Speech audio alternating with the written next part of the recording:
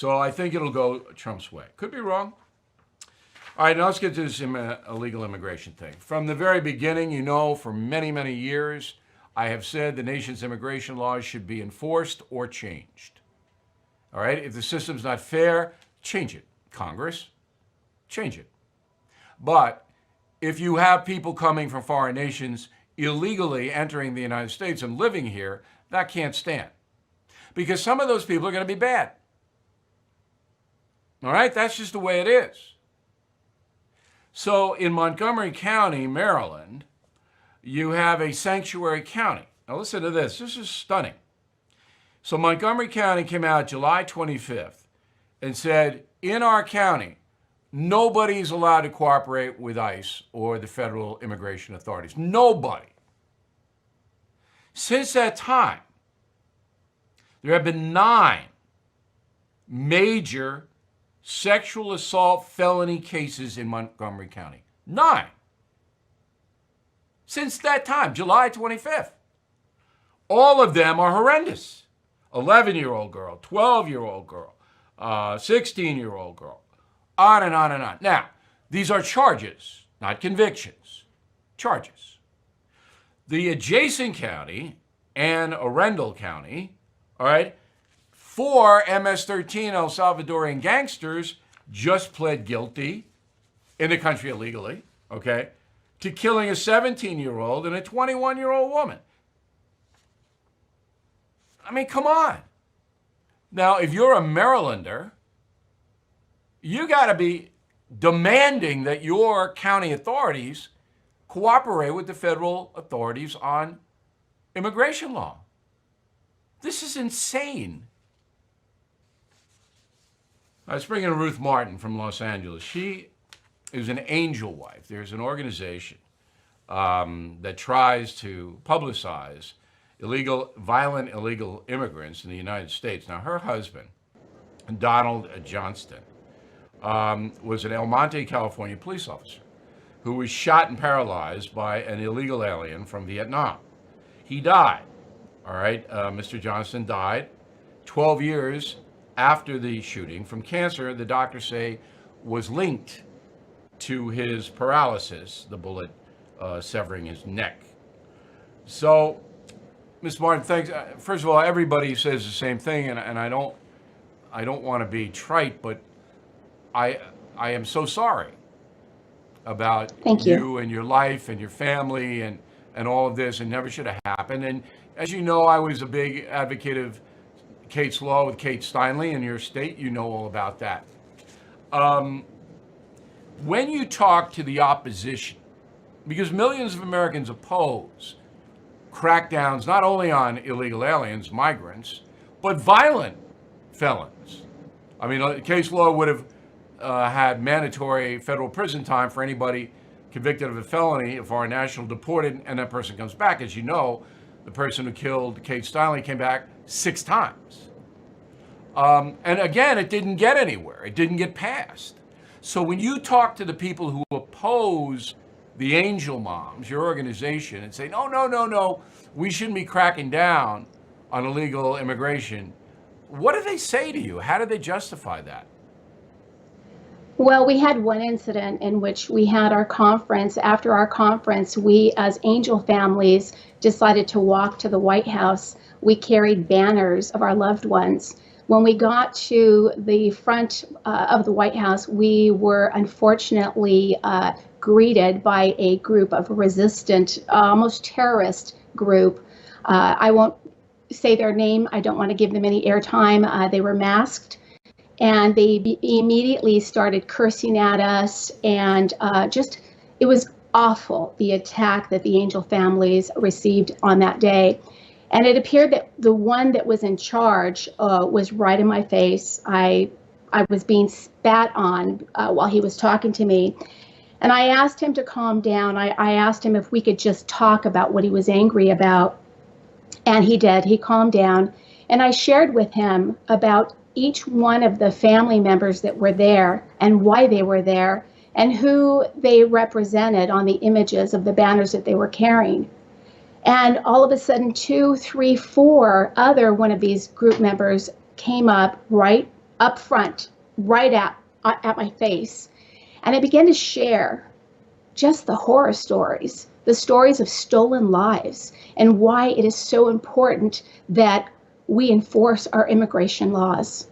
And all of a sudden, to my amazement, two of those group members took off their masks, and I saw tears rolling down their faces. And the third one kept his mask on, but he said, "I'm so sorry. I'm so sorry that you have had to endure this. Please forgive us." And then he called the rest of his group and they left. So the moral to that story is, if we're given an opportunity to share our stories, to talk about what we've endured. I am the senior chaplain for the Remembrance Project. I deal directly with the angel families. And I'll tell you, I hear the cries of mothers and fathers who've buried their children. I've heard the cry of a man who had to sit in court and listen to how his beautiful little girl was brutally raped and murdered. I've had to sit with a mother who let her little boy outside with his friend, and they were walking down the street, and an illegal alien behind the wheel plowed into them. This child pushed his friend out of danger, but he was crushed and killed today. He was killed.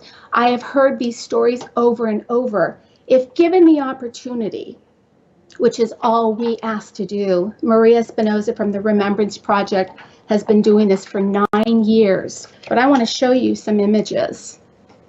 First, this is my husband, Officer Don Johnston.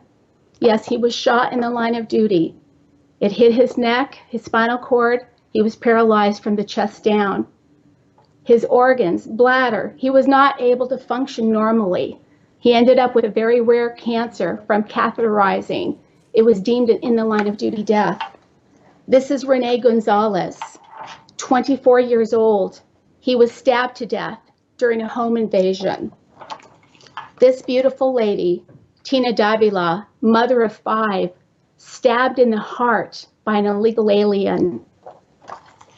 This is Danny Countryman, 15 years old, raped and murdered by 2 illegal aliens. This is Laura Bump, 24. She was stabbed to death while jogging, of course, by an illegal alien.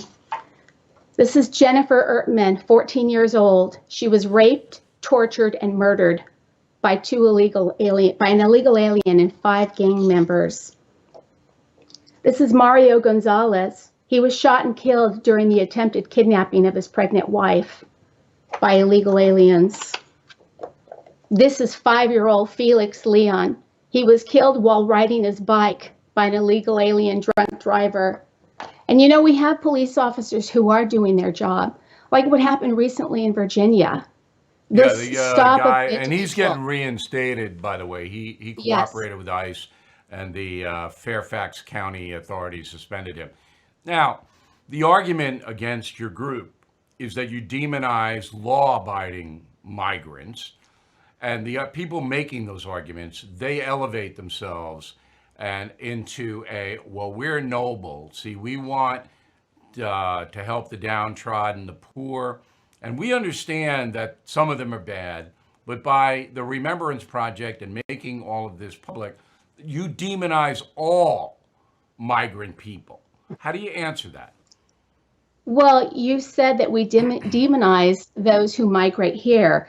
We don't demonize those who migrate here legally. There's a front door in which they can enter. All right, so you basically say we want the laws enforced that are on the books, and so do I. I mean, I'm sympathetic. The networks, the liberal cable networks, can you get on there and tell your story? Will they let you on?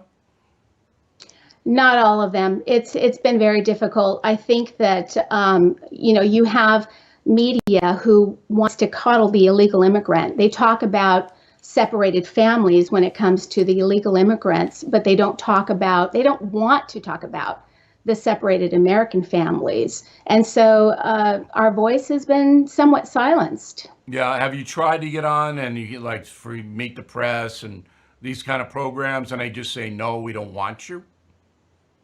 That's pretty much the way it's been. And so Wow. I'm really grateful that you No, allowed no, no. me on today. You have access It's to us just, anytime that you want, anytime you have a story to tell. My final question is this. Excuse me. The Democratic Party has staked out a position of pretty much open borders. Let everybody in. It's the humane thing to do. Statue of Liberty, Nation of Immigrant. You've heard it all, right? There's nobody yes. within that party, no presidential contender, nobody in Congress with any authority that says, no, we have to obey immigration law, and then we'll try to change it if we don't like it. Why do you think the entire party has gone into the open border realm? Well, the Democratic Party clearly, they care more about protecting the rights of illegal aliens. And I think it's pretty clear that they think that these individuals who come here, who they hope to amnesty, will be that blue wave that they so need to stay in power. So I think that we have a party who has gone rogue. I mean, you have Nancy Pelosi, who continues to say that this is a manufactured crisis. I beg to differ with her. There are many angel families who have shown up. They've paid their own way to DC to meet with her and the Democratic Party, those elected officials, and they're shown the door. As a matter of fact, yes, sir. No, I was going to say there must be some Democrats in the Remembrance Project and the Angel families, right? There must be Democrats within your organization. Yes, yes, there are. And they are voting for President Trump because we finally have a president who is listening to our concerns, who has made promises, and he is fulfilling his promises. I don't think it's too much to ask for as an American citizen for a strong and secure border. I don't think it's too much to ask for as an American citizen for our children to be safe when they go out. I mean, look, And that's the duty of the government. Before your husband was shot, were you a conservative on immigration, or were you a liberal, or you just didn't think about it? I was a conservative before he was shot, and I was just dumbfounded at the fact that the man that shot my husband had been arrested days before for the same crime. He was booked, but instead of handing him over to face deportation hearings, he was released. And what county was that? Who released him? Who released him? It was, I believe, it was California. I don't know. I don't know a lot of the details. It had to be the county that released him. All right, Ms. Martin, we appreciate it. As I said, you have access to us anytime. Any events coming in, let us know. We'll publicize them for you. And again, I'm sorry about your family and your husband. And thank you. You're doing the right thing, though. You're doing the right thing. Thank you. But I just wanted to say one thing, too. Our director, Maria Espinoza, she has donated her time, volunteered for the last 9 years, and she is running for Congress in Houston, Texas. And she does support this president. So anyone that wants to visit her website, it's Maria Espinoza, running for Congress in Houston. Thank you for telling 2020, us. yes. Right. Thank you so much. God bless you, sir.